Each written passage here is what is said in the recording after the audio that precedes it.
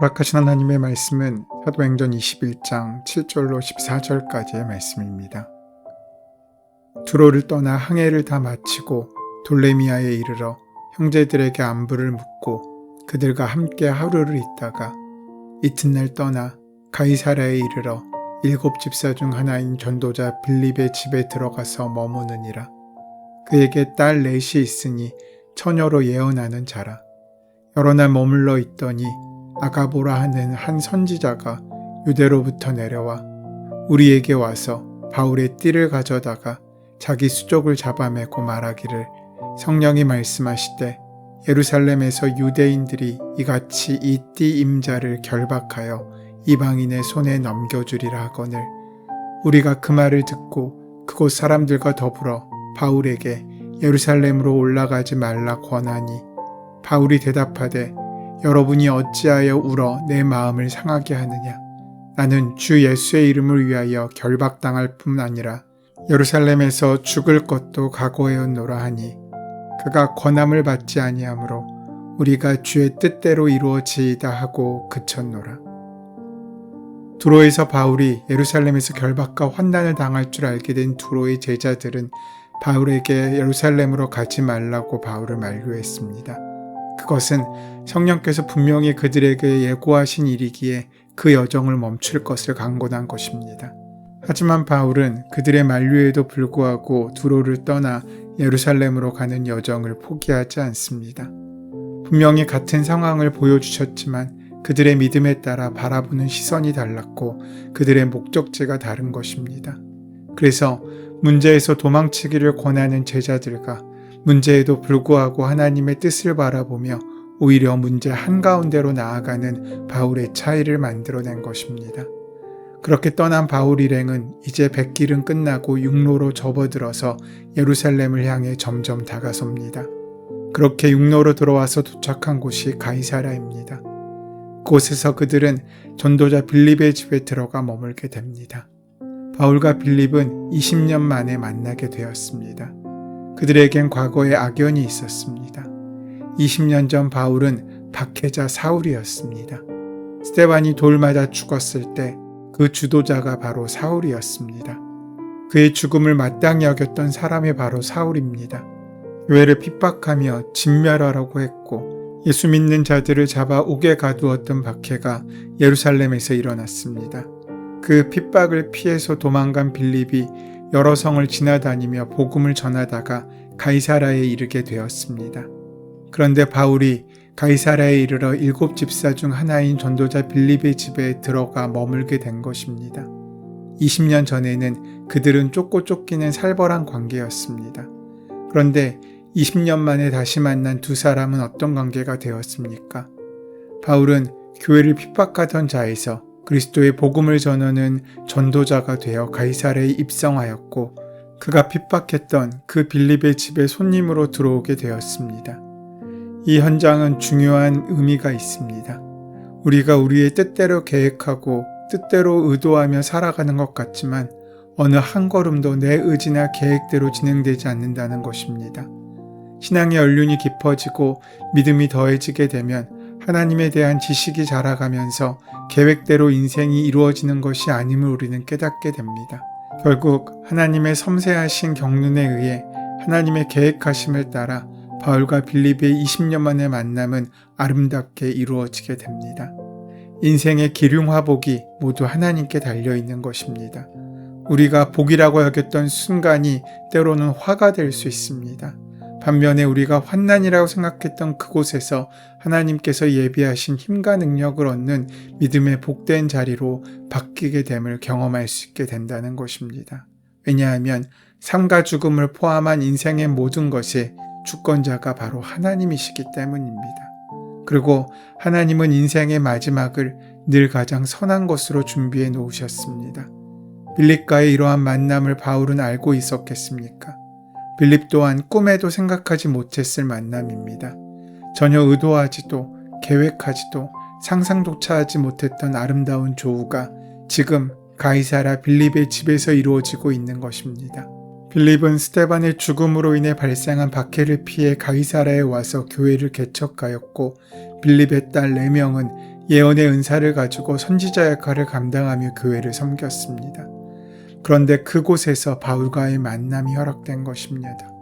20년 전에는 쫓기고 도망하여 이곳에 왔지만 하나님께서 빌립에게 은혜를 주셔서 자녀들과 함께 예언자로 사역하고 있었던 것입니다. 차이가 있다면 이제 핍박하는 자와 당하는 자가 아니라 같은 복음의 전도자가 되어 만나게 된 것입니다. 이처럼 말로 표현할 수 없는 감동적인 만남이 바로 복음의 능력입니다. 9절 말씀에 보면 그에게 딸 넷이 있으니 처녀로 예언하는 자라라고 말씀합니다. 빌립의 집은 빌립의 믿음으로 끝난 것이 아니라 그 집이 믿음의 가문, 신앙의 명문가가 되어 있었습니다. 바울이 빌립의 집에서 여러 날을 머무는 동안 유대에서 아가보라는 선지자가 방문하게 됩니다.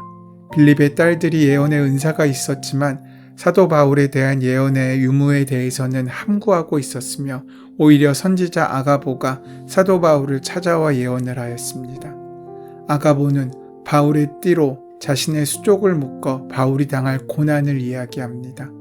아가보 선지자는 두로에서 만났던 제자들처럼 성령님의 감동으로 사도 바울의 결박과 환난을 알았지만 그들과 다른 점이 있다면 사도 바울의 결박이 있을 것을 말로만 하지 않고 당할 일을 몸소 행동으로 보이는 일종의 퍼포먼스를 보여주었습니다. 선지자 아가보는 바울과 바울의 일행 그리고 빌립과 빌립의 네 딸 앞에서 바울이 예루살렘에서 유대인들에 의해 결박당한 뒤 로마군들에게 넘겨질 것이라고 예언합니다. 아가보 선지자는 빌립의 집에 들어와서 거듭되는 만류에도 불구하고 계속해서 행로를 진행하는 바울을 보다 못해 이렇게 메시지를 행동으로 보이며 성령의 경고를 전하고 있는 것입니다. 너는 그곳에 가게 되면 반드시 체포되어 묶일 것이다 라는 의미입니다. 아가보는 그러므로 바울이 예루살렘에 가서는 안 된다던가 그럼에도 불구하고 바울이 예루살렘으로 가야만 한다던가 하는 식으로 자신의 개인의 의견을 덧붙이지 않았습니다. 아가보 선지자는 단지 예루살렘에서 바울의 결박과 투옥을 알려주시는 성령님의 예고를 가감없이 그대로 전하였을 뿐입니다. 그런데 이 아가보의 예언에 먼저 반응을 보인 사람들은 결박당하고 투옥당할 당사자인 바울 사도가 아니라 바울의 일행과 빌립의 네 딸들이었습니다. 아가보의 예언을 집안에 있던 모든 일행과 그 집의 주인인 빌립 그리고 그 딸들이 함께 듣게 됩니다. 바울이 왜 예루살렘으로 올라가려고 하는지 누구보다도 잘 알고 있는 바울의 일행마저도 예언의 은사를 지니고 있다는 빌립의 네 딸들에게 가세하여서 눈물로 바울에게 예루살렘으로 가지 말라고 만류하고 있습니다. 여기서 우리는 그 일행이 바울을 얼마나 사랑했는지를 볼 수 있습니다. 그들이 바울이라는 한 인간을 얼마나 사랑하고 존경하고 아꼈으면 아가보의 예언에 예루살렘으로 올라가지 말라고 울면서까지 거듭해서 그의 길을 막고 만류했겠습니까? 그러나 그들은 한 가지 중요한 사실을 깨닫지 못하고 있었습니다. 그들이 바울의 앞길을 가로막는 것은 예루살렘으로 바울을 불러내시는 그 부르심을 입은 바울의 여정을 막는 것이고 주님의 뜻을 거스르는 행위였습니다. 아무리 결박과 투옥에 도사리고 있는 길이라고 할지라도 그 길로 불러내신 주님의 부르심에 바울이 순종해서 그 길을 가야 바울을 통해 이루실 하나님의 구원의 역사가 완성될 수 있음에도 불구하고 인간적인 정에 이끌려 지금 자기도 모르는 사이 하나님의 사역을 방해하고 있는 것입니다. 그들은 누구보다도 하나님의 말씀에 대하여 해박한 지식을 가지고 있었지만 그 말씀을 자기의 생각, 자기의 욕망, 자기의 이기심을 위한 수단으로 사용하는 데 너무나 익숙해져 있었습니다. 바울 개인의 입장에서 보면 자신의 안위를 염려해 자기의 앞길을 눈물로 거듭하여 막아주는 그들이 얼마나 고마운 사람이겠습니까? 그러나 바울은 그들에게 감사를 표하기는커녕 오히려 그들을 질책합니다. 바울은 13절에서 이렇게 말합니다. 바울이 대답하되 여러분이 어찌하여 울어 내 마음을 상하게 하느냐? 나는 주 예수의 이름을 위하여 결박당할 뿐 아니라 예루살렘에서 죽을 것도 각오하였노라 하니. 제자들과 일행이 가지 말라고 울면서 말렸지만 극심히 반대하였지만 바울이 무엇라고 대답합니까? 너희가 어찌 울어 내 마음을 상하게 하느냐고 그들에게 묻습니다. 상하게 한다는 말을 문맥에 더 정확하게 번역한다면 내 힘을 뺀다라는 의미로 해석할 수 있습니다. 왜 나를 맥빠지게 만드느냐 하는 것입니다. 그리고 마지막에 주 예수의 이름을 위하여 결박당할 뿐 아니라 예루살렘에서 죽을 것도 각오하였다는 고백을 남기고 길을 떠나게 됩니다. 남은 사람들은 그가 권함을 받지 아니하므로 주의 뜻대로 이루어지기를 빌며 만류하기를 그만둡니다. 성령께서는 사람들에게 임해서 예루살렘으로 가면 환난과 결박이 기다린다는 것을 보여주셨습니다. 그러나 바울을 말린 것은 전적으로 사람의 뜻이었음을 우리는 본문을 통해 알 수 있습니다. 아가보 선지자 예언을 들은 사람들은 사도 바울의 결박과 환난에만 초점을 맞추었지 하나님의 계획과 사명에 대해 깊이 생각하지 못했습니다. 우리 역시 성령님의 감동을 받아 어떤 것을 알게 되었다고 할 때 성령 그것이 아가보 선지자의 예언처럼 명확하다고 할지라도 그 예언을 어떻게 해석하고 받아들일 것인지도 철저히 성령님의 조명하심을 따라 해석할 수 있어야 합니다. 아가보 선지자의 예언뿐만 아니라 그 이전 성령님이 각 성에서 사도 바울의 결박과 환난을 말씀하셨지만 사람들은 사도 바울에 대한 애정으로 인해 하나님의 뜻을 깊이 생각하지 못했습니다. 사람들은 예루살렘에서 닥칠 사도 바울의 결박과 환난을 알았으니 그곳으로 그를 보내지 않는 것이 하나님의 뜻이라고 생각했습니다. 성령의 감동을 받아 깨달아 알게 된 그것을 가지 말라, 가서는 안 된다라는 뜻으로 해석한 것은 사람이라는 것입니다. 사람의 판단력은 그 사람의 삶의 기준을 따릅니다. 성도들이 바울을 말린 이유는 목회자인 바울을 사랑하고 아낀 까닭입니다. 하지만 하나님의 뜻은 고난의 장소, 결박과 환난의 한가운데로 바울 사도를 보내는 것이었습니다. 그렇다면 하나님께서 사람들에게 사도 바울의 결박과 환난을 왜 알려주셨겠습니까?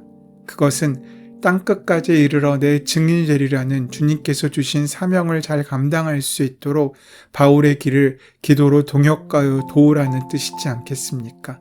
그리고 너희도 사도 바울처럼 어떤 결박과 환난을 만날지라도 사명감을 잃지 말라는 의미로 말씀하고 보여주신 것이지 않겠습니까? 우리가 주님의 뜻을 이루어가는 사명자를 방해하지 말아야 되는 까닭이 바로 여기에 있습니다. 우리의 생각과 판단이 아니라 하나님의 뜻을 분별할 수 있어야 합니다. 바울이 성도들의 눈물겨운 만류에도 고집을 꺾지 않고 예루살렘으로 향하는 그 길을 포기하지 않았습니다. 그 이유가 무엇이겠습니까? 예루살렘으로 가는 것을 만류하는 성도들은 목회자인 바울을 사랑하는 데 동기가 있었습니다. 그러나 바울은 하나님의 계획과 뜻을 이루는 데 그 삶의 목적이 있었습니다. 바울 사도는 이러한 성도들의 마음을 충분히 알고 이해했을 것입니다. 또한 그들의 만류를 받아들이지 못하는 인간적인 안타까움도 있었을 것입니다. 하지만 사도 바울에게는 그것을 뛰어넘는 더 우선된 가치가 있었습니다. 바로 하나님의 계획을 이루는 것이었습니다. 하나님의 계획을 이루는 것이 우선적인 가치이고 하나님과의 관계에서 중요한 것이었습니다. 그래서 바울은 로마를 향해야만 했습니다. 그 길을 포기할 수 없었습니다.